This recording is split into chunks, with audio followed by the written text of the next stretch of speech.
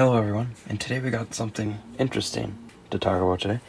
I was messing with this little TV, and I don't know why, but it can pick up my monitor. See, if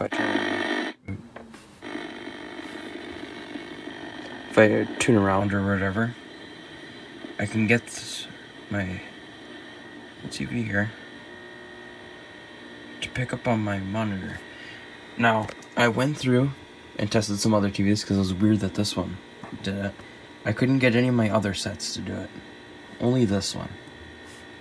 I had a little Watchman and a little color set and whatever, and just wouldn't pick it up. I got it plugged in here. So, what I'm wondering is how it is picking this up.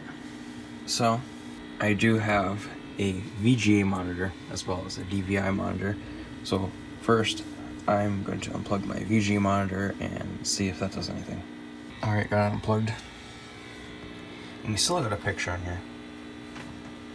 Sure, the picture is very blurry, but as you can see here, I'm going to open up Firefox.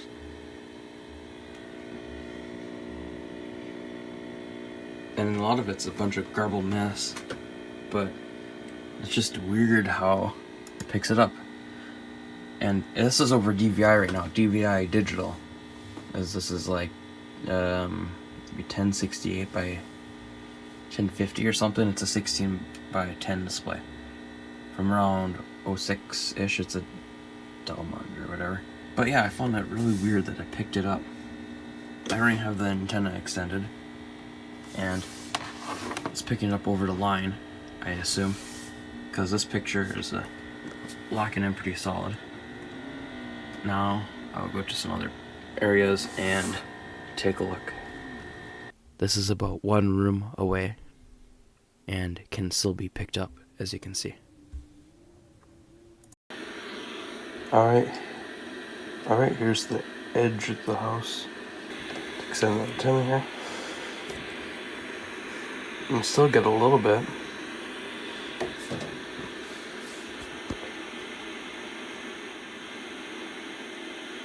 See if we can lock in a signal.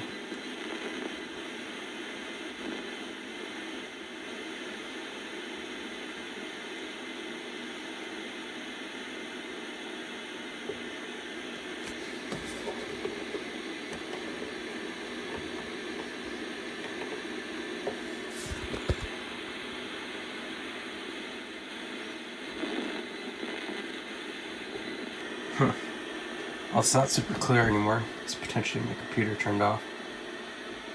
But let's go to the garage and see if we get anything.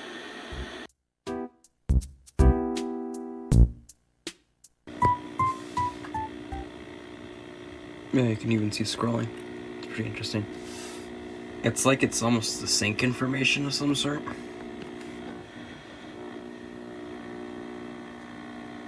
Give me a second and see if I can put it in interlaced mode.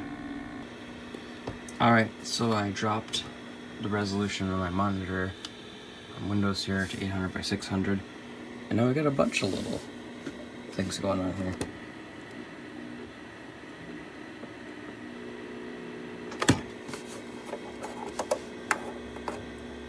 That's quirky. If we change the resolution again, if we change it to 10 by...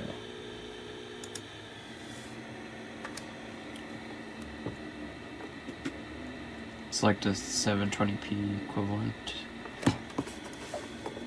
And one thing I've noticed is I constantly have to adjust the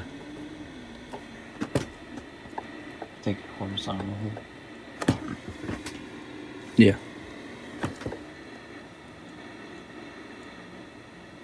There's something that locked onto. Way at the end of the horizontal hold. Locks in right there. What if we try...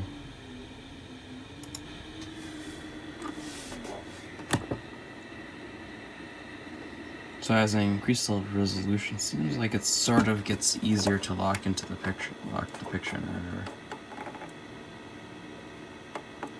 Now it's everything's like real squished.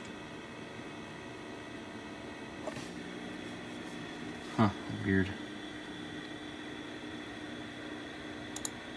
And apply back to native.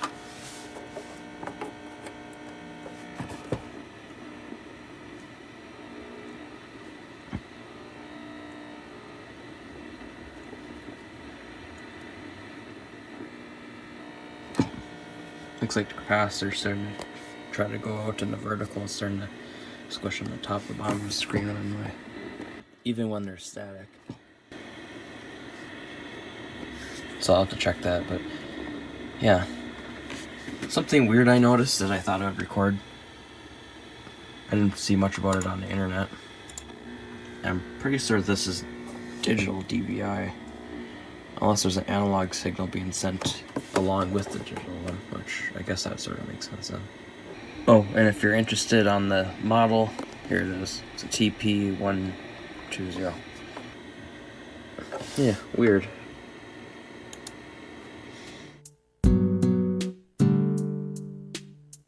Hello everyone, and today we have a follow-up video to the most recent one about this little Hitachi here that is able to receive video signals. And I went through on that video, I read the comments and stuff like that and ideas to try, and in order to get down to the bottom of it.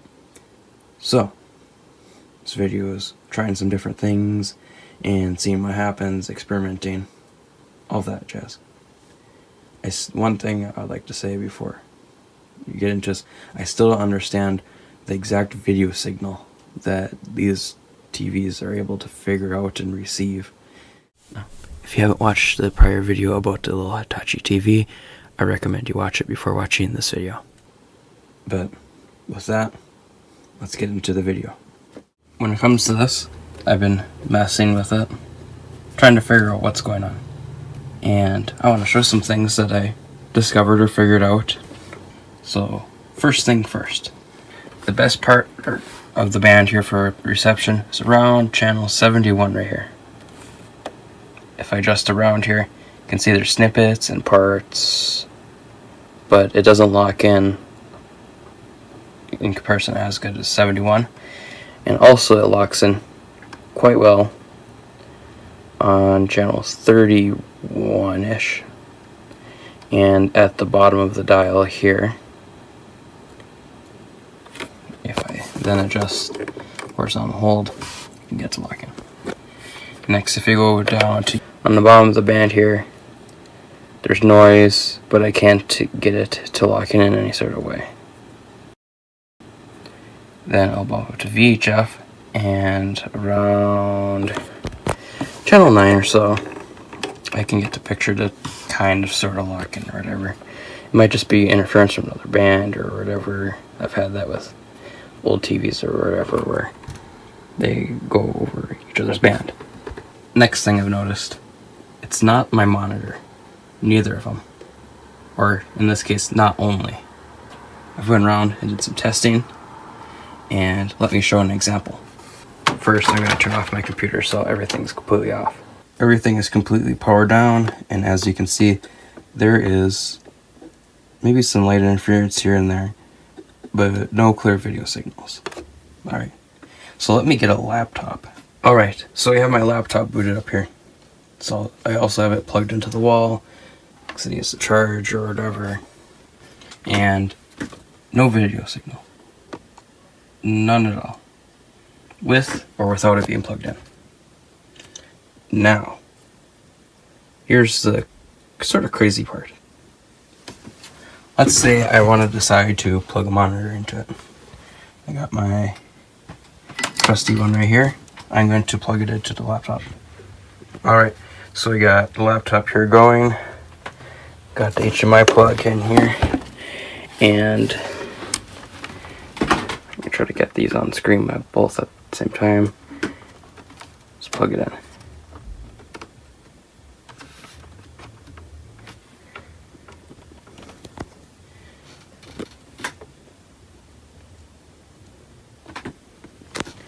Now let's turn it on. And let's tune to where our signal would be. So here we got our signal. It's picking it up. My monitor just goofy stuff sometimes, which is cool. Where's it? It's unplugged. Disappears. Stays the same on the laptop. Now if we plug it in again, gotta try to get it all to show up here all at once. I plugged in here all the way. Now it shows up on here, and then I can just to get the picture to lock in. Now, it only isn't just this display. What I found is if I change resolutions, it'll always opt to the display with the highest resolution. So if I set up these two displays, it'll always show up on this monitor because it's higher res than this one. If I decrease the resolution of this one by a lot and have this monitor also plugged in, it'll suddenly change where it's picking up this monitor in comparison to this monitor. Yeah. Now, next thing to confirm that it isn't a monitor, let's try out a TV I got. Alright, here we got our combination here. A little TV, picks up nothing. Got our laptop here, which I need to plug in. Alright, so we got the monitor on here, or the TV. Got HDMI plugged into it. Now, got our little TV here. Let's plug it in to this monitor, or the laptop over here. Okay. So here's it inserted.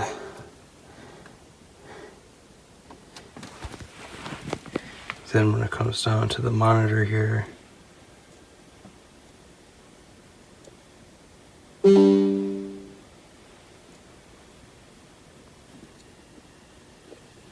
so you can see here, we got it displaying now. It's weaker on here. Some monitors I've had it were stronger. I've also tried this on a plasma TV, and different interference, but there's still a picture in it. Alright, so as you can see here, we got the signal showing up or whatever. Phone ran out of storage, so that's nice. So I delete some stuff. Again, if you need proof, I'll unplug it. I'm gonna kind of figure out this thing here. Lose signal. It's hard to do this on camera, but now it suddenly shows up on here. So there's ability to, anytime that's anything plugged into the wall that has video through it, it will show up on this. That's what I figured out at this point. So anything such as monitor, this monitor, this monitor, anything that has video that gets applied to the wall will then get picked up to this TV.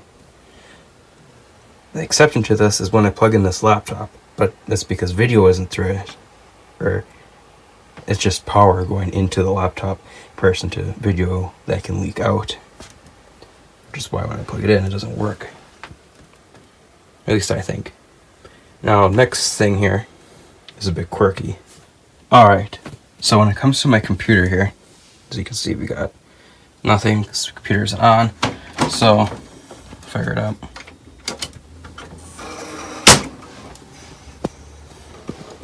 And we will hit power on there, and we will get a video signal, which will be output on here and will be distorted but sort of lock in on here. So we get the computer to boot up here into Linux or whatever. Same thing with Windows, it does the same thing, it doesn't matter. So now let's unplug this. So we'll have it unplugged. And again, anything that has power that has a video signal that can leak out. So we'll unplug my DVI here. Nothing. So now there's no signal. Cool. Now let me show you something. So let's picture the monitor or whatever. Now, if we unplug the VGA part, we'll still treat that there's a monitor there.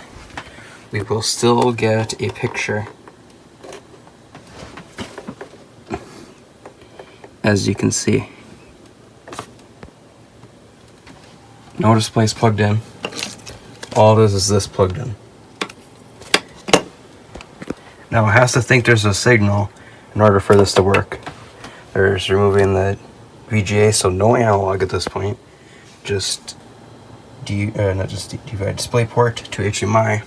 We got a picture. So the computer can output a video signal, or when it outputs a video signal and it thinks there's a monitor, you can see it on here. Doesn't matter if there's a monitor plugged in, any of that. Now, alright, so our second to last example. The last example I'm going to do is I'm going to do the adjusting the resolutions and refresh rates on my screen here with my computer, but I want to show this part first. This was mostly by accident because I was just walking around with the little TV to see what else I could see.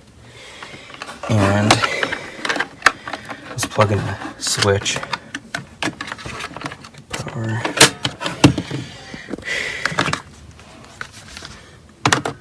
I don't know what was being played on this last, but let's plug it in. So I gotta plug it into the display. So we got it on here. Now we're gonna put the little TV nice and close to here. And let's see if it'll pick it up.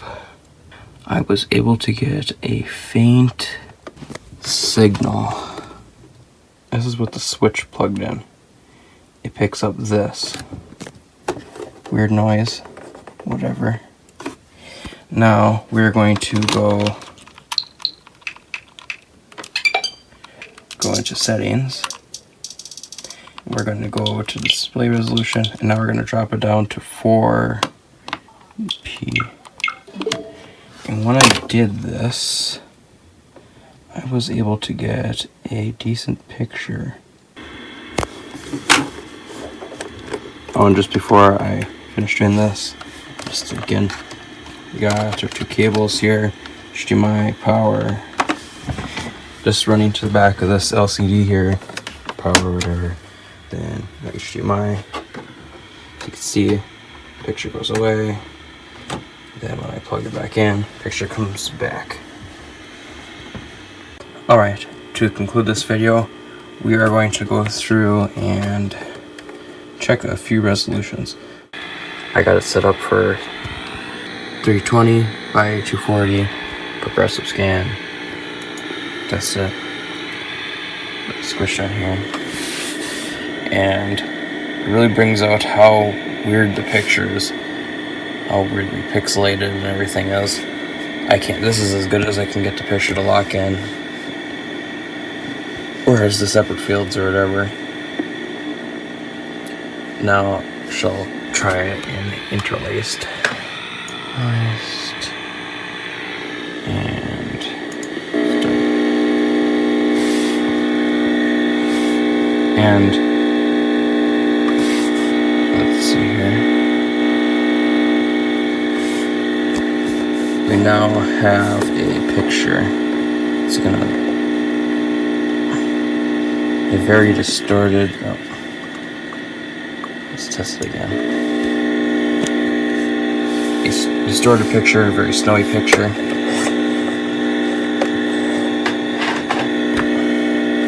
But yeah, it's there. It's just very, what did I say, hard to receive or whatever.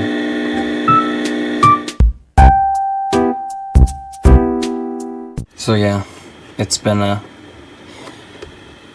long few hours. So yeah, thank you for watching. Please consider liking and subscribing. Comment down below if you have any more ideas, things to try. I'll try to put it in the comments. I don't think I'm going to make necessarily another video because there's not much more I can video on. The thing is the video signals that this thing's picking up on is stumping me. I don't know what it is. I've tried VGA, tried HDMI, tried DisplayPort, tried DVI, which is currently working right here. Doesn't matter what it is. It always picks it up. It's always distorted. Doesn't matter if I use my computer. Doesn't matter what display I use. It just appears. I also did a little bit more checking, and it turns out I do have one more TV that does do this, and it's a 11-inch black and white set. Yeah, very interesting.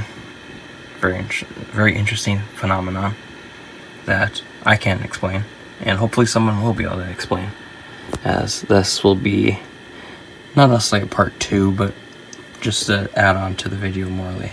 But yeah, thank you for checking out the channel, and I saw I got 100 subs, which is pretty cool.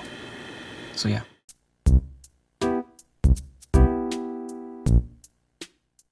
Hello everyone, and welcome to the final part of our series about this little Hitachi TV and other TVs that are able to receive signals from my computer and other devices. And in this video we're going to cap off the series with some final things. We're going to use an SDR and take a look at the frequencies. We're also going to go to another house and try some other different TVs there and a few other smaller things. And then finally to kind of conclude at the end of what I think is going on. So let's get into the video. And first, we shall go to the other house. Alright, broke into this house. Now let's try a few TVs here. Let's see what happens. We got ourselves a Montgomery Ward combo, a Mega Watchman, and a no-name Jeep 80s black and white. So let's plug them in and see if we get a signal on them. Alright, so at this other house here, using this other TV, this is about the best of what I can get. We're running at 9 hertz, 10 dB, and got a lot of movement in the picture. I haven't tried the other TVs yet, see what they do, but there's something that resembles a picture there. Alright, so we got the Sony here, and it doesn't have a horizontal control in the back, it only has a vertical control. And there seems to be quite a few parts on the band here that would have a picture if I could adjust it, which is right here. So the Sony seems like it works. I don't have, even if I don't put the antenna on it like how I have it here, it still seems to work. So, on to the next one. You should always check the polarity of a DC barrel jack before you plug it in. Like in this case, the outside is positive comparison to the inside in normal cases today. Alright, here's the no-name TV, and I got it on that side here so I can adjust the horizontal hold. And we got a picture sort of in here. I don't know if you can tell, but it affects it. And the resolution whatever. There's something about messing with this and watching this and staring into it and adjusting for it that makes you feel almost sort of sick. So I think that's all for this part of the adventure. But anyways, yeah. So it is possible here. Receive stuff.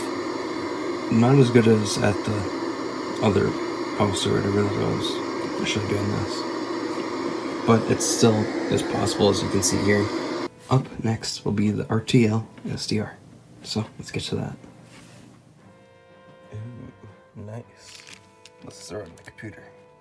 Alright, so I've got the SDR hooked up, and I've been going through and checking some frequencies, and I found something pretty interesting. So, when we receive our signal on here, we are at about channel 30. A little bit above it or so. So, I looked up frequencies for NTSC, and we're about channel 30 right over here or so. So, I looked on here on the SDR at about that frequency, and I found this peak. It's very quirky if you want to listen.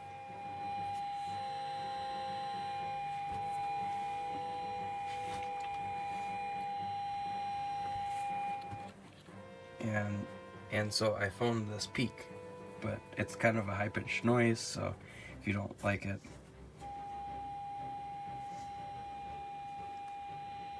yeah. If I turn off TV, just completely unplug it, it's still there. So I'm wondering if that there is our noise that we have found, or TV is picking up. Now, if I adjust around on it,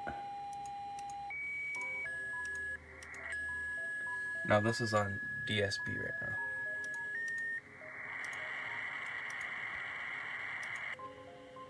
Makes different, almost like test tone noises. It's pretty interesting. Now if we go back to AM here, and we get nothing. If we head over to FM, or narrow FM, it's very interesting because on narrow FM, as you can hear, nothing. The static completely drops out. There's off it, and there's back on. Now I'm no expert in how to use this thing, as you probably can tell.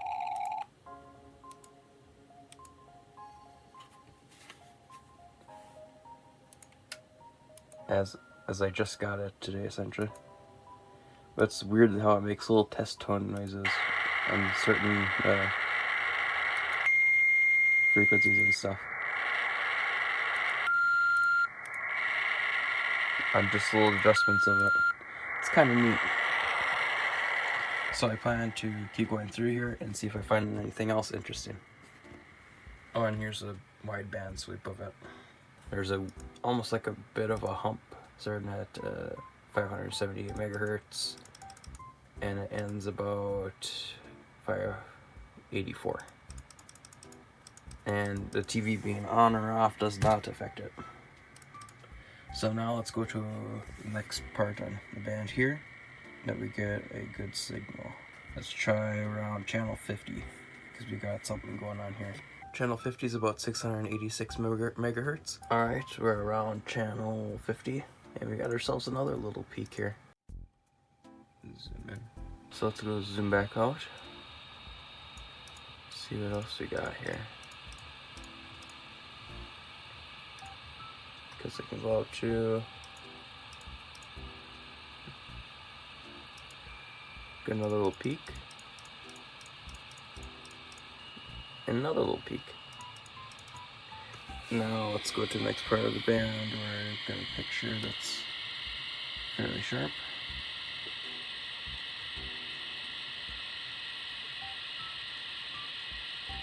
About channel 70.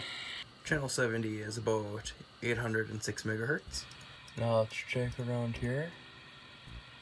We got tiny peak, which makes some smoke squeals. We got another peak right here. This is just above.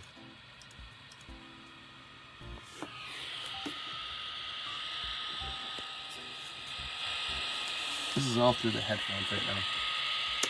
TV light will be off at the moment.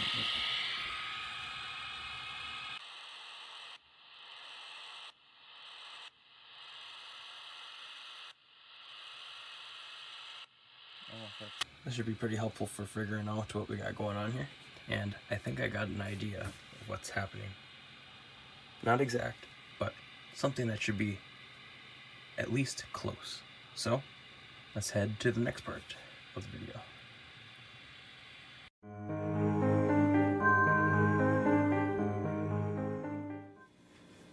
Alright, here's a small quick thing added to the rest of it. We're going to try without the Variac here. I usually just have it here for as a bench power supply, just to plug things easily into like laptops or whatever needs to be repaired. But people might think it's the cause of it, so prove it's not. Just going to unplug it here. Turn off the Variac. It's completely unplugged now. And here we got just a plug What goes on the other side of this? What's this? It's a clock. So all we got is this. Now we're just gonna plug on in TV here to one of these outlets. One of these cables here is flaky. Oh, there it goes. So yeah, this is without the Variac again. Completely off. Yeah. Can it run Doom? Well, at least it could sort of play Half-Life. If you can somehow interpret this. Oh, there we go.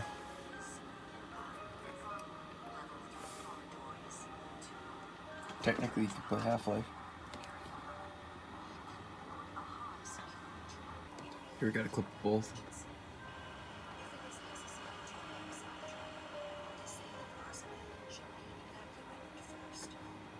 A little bit of latency between them.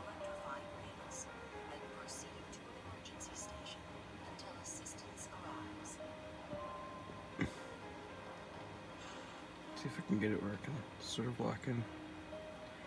So you can see within like almost a square here. I don't know if you can or not. Try to adjust it. This is as if it was the actual camera itself. It loses horizontal and vertical sync.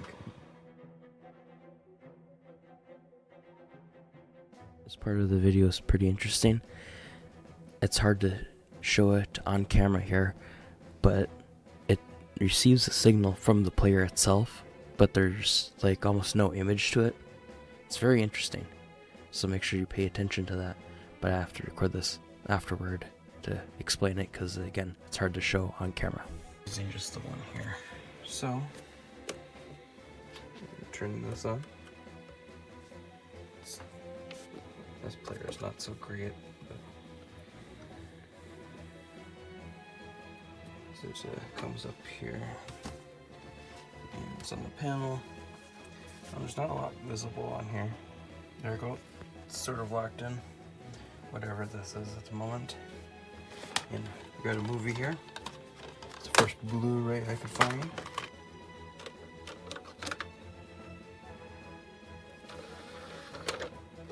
I don't even know if this player works. I hope it does.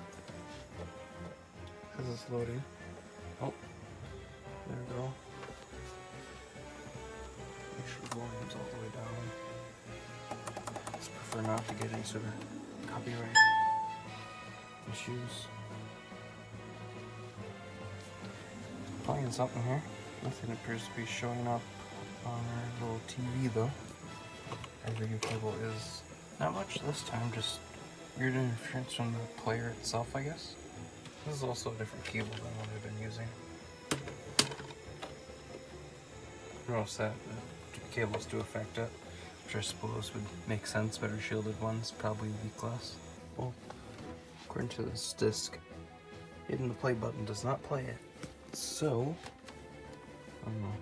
Well, this kind of already shows that I guess it sort of works, but it probably depends on your Blu-ray player, I guess, because we're picking up some noise and stuff from it. Like if I turn this thing off, watch your screen here, it just disappears.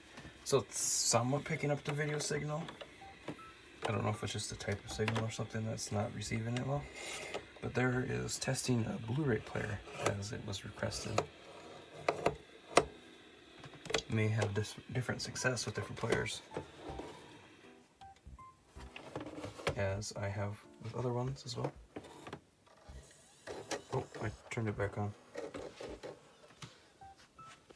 Your interference again. So yeah, there you go. That's testing the Blu-ray part.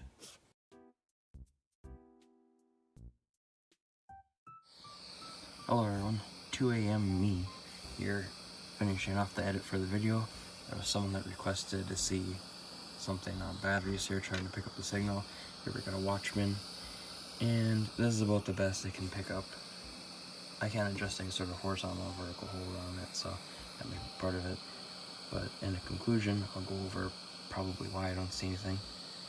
Also, I'd like to mention that there's a lot of comments. There's like over 1,000, so I'm sorry if I didn't get to yours. There's also some information regarding to that this might be more of an HDMI thing rather than DisplayPort, and I also believe it's over DVI and VGA, which would make sense in these cases, as this is what I've been testing through. I have no way to just test DisplayPort itself, as I don't have a video card that just does DisplayPort, or a monitor that's just DisplayPort, or any of that, or even one that has a DisplayPort on it. So take that with what I can say, or take that for what you will. Let's see what else. Oh, one last thing. You may want to check out some of my other videos. I got some fun ones, just having fun installing some old software, and also there will be in the description a extra video in regards to changing refresh rates and resolutions. So take a look at that. Hopefully I'll have it up at the same day as the video. Other than that, it should be a few days after I got it out. So yeah, let's continue on to the conclusion so I can finish editing this thing. So I've done some research on my own time, and also went through comments and stuff like that for the conclusion of this video of what's going on here. So it most likely seems like it's this Van Eck freaking, or what's happening essentially is that RF is being leaked out in my computer or other devices, and most likely it's like AM based, because if you say, for instance, put up like a little AM radio up against I don't know, say a monitor, usually you'll get interference and stuff like that. And in the case of this, most likely the RF is being generated probably somewhere in the computer, maybe the graphics or stuff like that, or just in the output for video. And what happens is it leaks out, and in most cases, or in this case for me, it's most likely getting into my electrical system in my house, which the wiring in my home is great. Every time it got renovated a long time ago, as my family's lived in this house for over 100 years or so. Let's just say every time there's a renovation done, another power box was added, and it's been renovated quite a few times at this point. So, oh, and they're all still powered up, so that's a lot of fun. But what's happening is most likely it's getting sent back into the power system, and the TV here is picking it up through the power cord, which would make sense, as old tech tends to be able to do that pretty well. Essentially just another way to add more the ability for it to receive better. Same thing with old AM and FM radios. They also kind of take some signal from the wall outlet.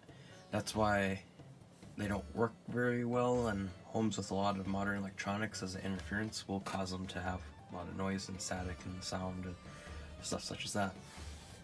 But in the case of this situation here, it's picking it up probably through the power, and it's probably AM modulated, as it's displaying on the screen here, because for TV, on a TV band, it has it where the picture is AM based and the sound is FM based, which is probably why there's no sound, because it's a lot harder to modulate FM rather than AM. So this is probably just interference being created from the output on my computer onto this screen. I think that's how it should be explained, or how to sum it up. Essentially, my computer makes the RF, goes through the power lines, or in this case, down my wall outlet. It gets leaked into the power. It's sent through the power into, in this case, this TV. That's why it goes so far. It's not being radiated locally and being, say, transmitted out. Now, the implications of this could be different. As you can see in the clip of, in the earlier part, where I was doing that at another house, trying and seeing what would happen, I didn't have as good of results, which may also be partially because the wiring in my home sucks. But it means it is possible, and the fact that this is non-specialized equipment, this is just a little 80s TV. It was probably a decent one. It probably wasn't the cheapest of cheap, but can't say it's anything fancy. And the fact that it receives this and receives it as well as it does is pretty crazy. So yeah, that's my conclusion of this.